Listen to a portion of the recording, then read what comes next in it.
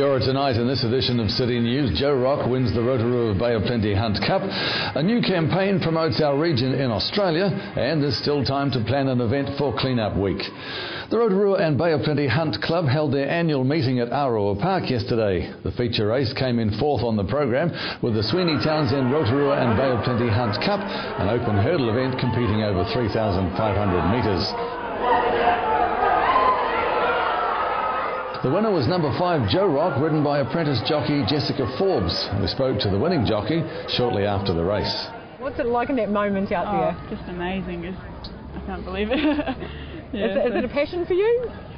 You feel it in your veins? Yeah, absolutely. And we'll have more on the race later in sport when we hear from trainer Ken Ray. Some of the North Island's best hidden gems are being promoted to Australians in a joint venture campaign between Tourism New Zealand and Central and Upper North Island Regional Tourism. Following the success of last year's South Island road trip campaign, Tourism New Zealand is working with Northland, Auckland, Waikato, Rotorua and Taupo to promote a North Island self-discovery campaign in Australia.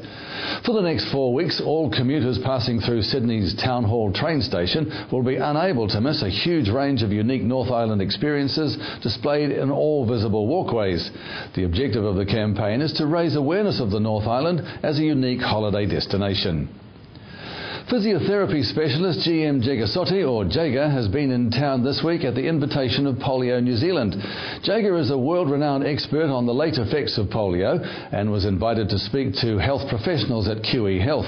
She says she's come to New Zealand to share her years of experience and expertise in physiotherapy. I'm in physiotherapist for 40 years or so, and it's time I changed because I had 35 years in acquired brain injury, then I went into late effects, taken interest in that.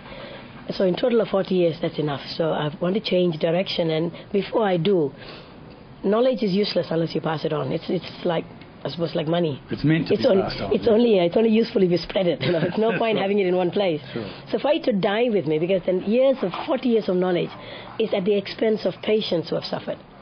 And for me, it's wrong on my part to have seen so many people so ill, having worked with them, having got results, and then not to share that. And we have more from Jaga in tonight's City News. Well, we're well into Clean-Up Week, and thousands of locals are taking part in clean-up activities in, on and around our streets and neighbourhoods. Keep Rotorua Beautiful coordinator Christine Finden says it's not just locals cleaning up either, with tourists taking part in some of the activities. We've got preschoolers. Got preschoolers as well? Who want to get out, yes, and we've got our wonderful retired citizens who go for a walk during the day and will take a bag with them and do their bit. We've also got the Youth Hostel Association.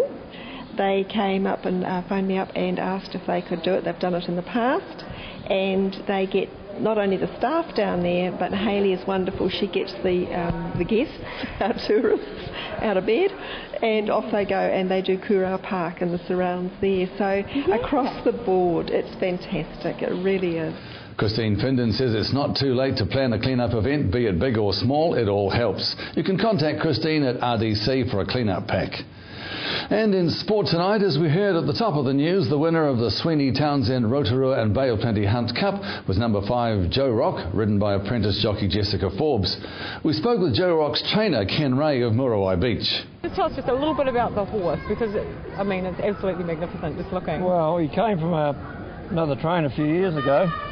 I'll give you a quick rundown on him, and I took him down to our vet to be wormed and potted and things.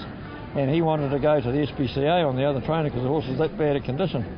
But you took him in and loved him? Yeah, we took him in. We won quite a few of them, but he cost me $500. Well, he's showing his worth in every way. It's I've got 2 horses from the same bloke and they both won. Do you feel that connection with the horse when you're out there on it? He's my favourite horse. He's your best friend, I don't blame her. Te Aroa Park hosts the next race meeting on October the 20th with Fashion in the Fields, expected to be a big draw card with great prizes up for grabs. To the weather now. Rotorua, brought to you by Trevor Robson Signs and Graphics Limited. Tonight, continuing fine weather. Always good to hear that. Southeasterlies developing, an overnight low of 3. Tomorrow for Friday, fine with morning frosts, light winds, a high of 13 and a low of -1. So wrap up nice and warm. Now to look forward to Saturday at the start of the weekend, fine weather. Northerly breezes, a high of 13 and a low of 2.